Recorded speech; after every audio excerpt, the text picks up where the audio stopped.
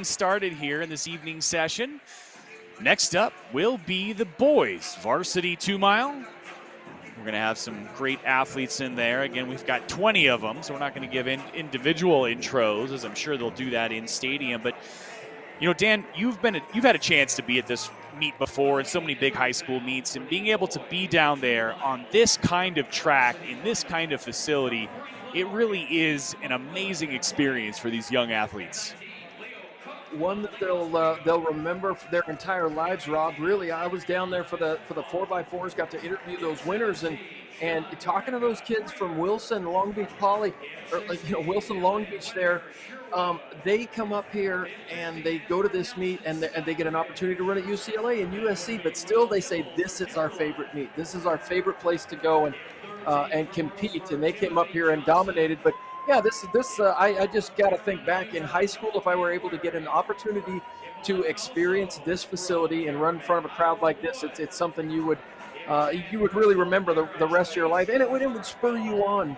Do I want to run in the collegiate ranks, and whether I run for University of Oregon or not, I always will look forward to coming back to Hayward Field.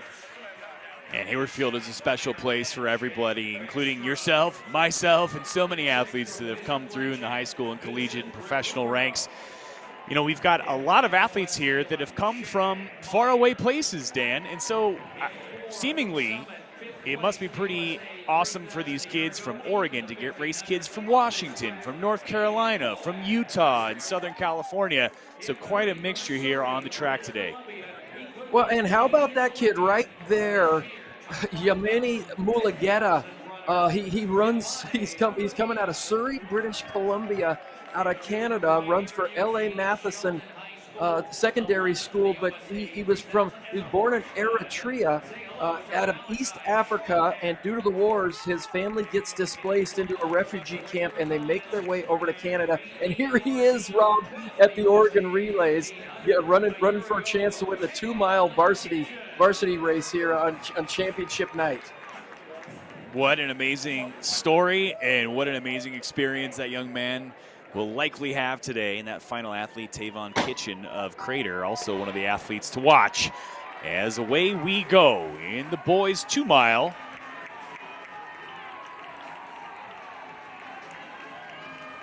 Getting out a little bit spicier than the women's race here, though the women's race didn't really change hands too much, as Hyler of Lake Ridge in the blue kit in the women's race really dominated, and now we see a little bit of settling in. This is championship racing, Dan.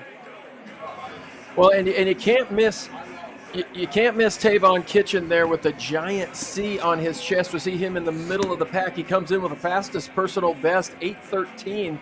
Crater High School, located down there just adjacent to Medford, Oregon, and the Grants Pass area. That was I still to this day, Rob, Crater High School hosted the Crater Invitational, and when I was in high school, it was one of my greatest victories. I came away with four wins at the Crater Classic on a super hot day down there. Even missed my senior prom to do it. So that's how dedicated of a track and field athlete I was back in the day. So good memories with Crater. Dedicated and dateless, Dan O'Brien. But off and running here, that's Jack Meyer of West Salem. He is your current leader, as they had spread out, looking around to see if anybody was actually going to take the lead, and indeed, Meyer of West Salem. And we're going to go down to the track here momentarily for a trackside interview with our winner in the women's 2-mile, Wisniewski of Crescent Valley. Oh, it's T now. Go T. Testing. Here we go. I'm in the infield with our girls 2-mile champion, U.S. #1, meet record, Emily. What an incredible race. Talk to us about that kick. How did you plan it out so well? Yeah, honestly, I was not sure how I was going to feel coming in today, so the goal was just to come out here to race, not for a time, really. Especially, I didn't feel too amazing, but I knew I had the best shot at just, sticking behind them and going where I could for the last lap. I love to hear it. Now, I know you have another race coming up tomorrow, but are you going to celebrate this U.S. #1? Yeah, I guess. Yeah, it's probably not going to be up there for too long, so I got to. I love it. Well, congratulations, Emily, y'all. Make some noise. Meet record, U.S. #1, Emily Wisniewski. Yeah, we've seen that finish. And T celebrating the athletes. She does a job down there, Dan. It really is a pleasure to get to interview those kids after those races, though they're not accustomed to the spotlight and the stardom of being interviewed on the big screen here at Hayward Field. And there's a young man you talked about, Dan, right in the lead, the refugee, now living in Canada, and down here leading the way in the boys 2 mile with the favorite just to his outside. Well, it's interesting. He said he spoke very little English when he came to Canada. He remembers coming through customs, and he'd never experienced a new country. Completely overwhelming. But listen to what this kid has done in literally 2 seasons. Rob, he's the British Columbian High School cross country champion, under 23 British Columbia champion, under 18 cross country champion up there in Canada, and the 5,000 under 20 Canadian national record holder. He also owns the under 20 10K record there as well. So it didn't take him long to settle in. And he also has run some halves and some full marathons. So it'll be interesting to see what happens with him over the next couple of years and see where he settles in his distances. And not settling, I suppose we could say. We've got Tavon Kitchen now, Crater, the junior, out of Southern Oregon there, as you mentioned, Dan, just outside of Medford, Oregon. What a phenomenal distance program, and perennially they're pumping out phenomenal athletes coming out of Crater High School. Perhaps a teeny bit breezy down there. Looks like the hair is flowing a little bit for Tavon Kitchen. He is your leader, but he really has put the hammer down in an effort to kind of get this race off and running. Well, the coach there, Justin Loftus, he said in the indoor season, it's a next man up mentality, and he put together 3 different squads in the distance medley relays, and they all were able to run 10 minutes or better with different combinations of guys, and that's how many good distance runners he has in that Crater program.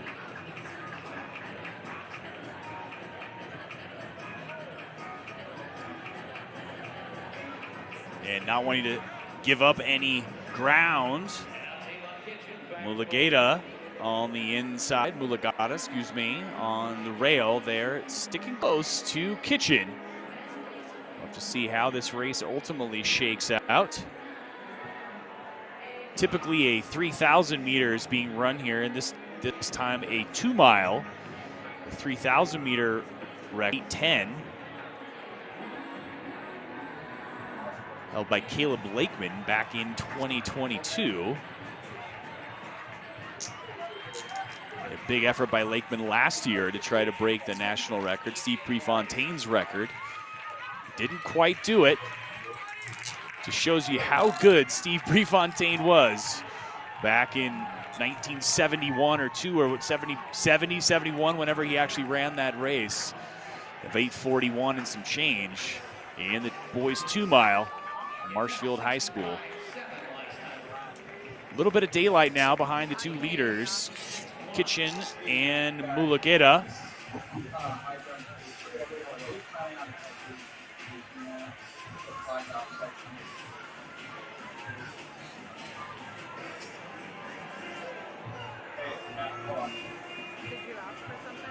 And Rob, I think one of the toughest things for these young athletes when they come into an environment like this and you're in front of a good-sized crowd is to really stick to your race plan. I can remember, just running as a young athlete. There goes Mulugeta. What a move that was.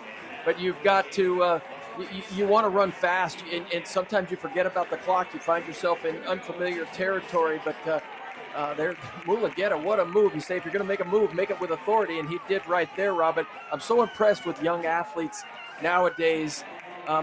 They run so within themselves. They stick to race plans, and there's so much more. I think there's so much more dedicated than certainly we were. We were out there having fun, but these kids seem to run with a little bit more purpose. Might even be able to say that they're just smarter, Dan. And I don't know. There is so much better preparation, better race planning, and the parity of coaching, I think, is something that I've talked to so many peers about, like how phenomenal it is. There are such great coaches at so many schools that you can attend. You don't have to, go to the best school for distance running or best school for sprinting. There's so many coaches out there because the proliferation of information and coaching philosophies has really permeated the sport, which has elevated everything. As these two athletes now battling, there's the lap to go with Kitchen now taking over that lead position.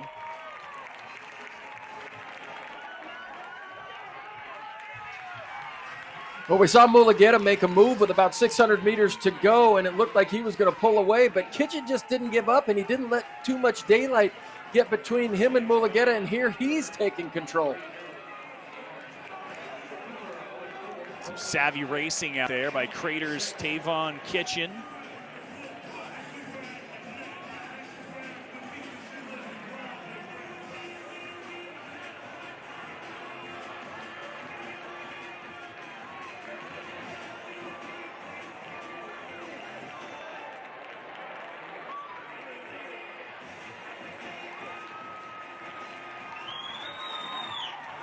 And in the home stretch we come.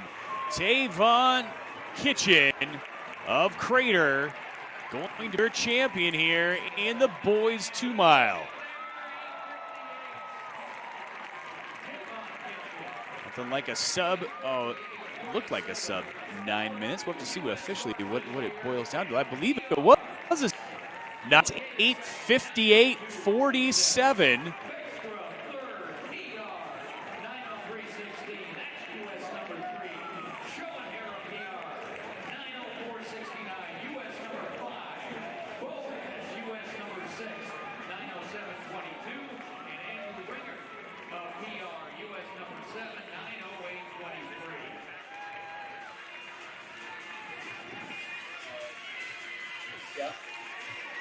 Well, Tavon Kitchen, he led Crater to a Nike Indoor Nationals DMR win this season. He was a 5A champion at 3,200 meters and helped Crater win a team state title last season at Lane Community College, and he was 5th at the Nike Indoor Nationals in the 5,000 meters. So he continues to have an outstanding junior season. And just another notch on the resume of Tavon Kitchen. We see some moves being made here. Replay was definitive, as you said, with authority that Mulugeta went to the lead, but then we see Tavon not so fast. And with a lap to go, he threw down and spread those wings, took flight to that finish line. Tavon Kitchen, your champion in the boys 2 mile.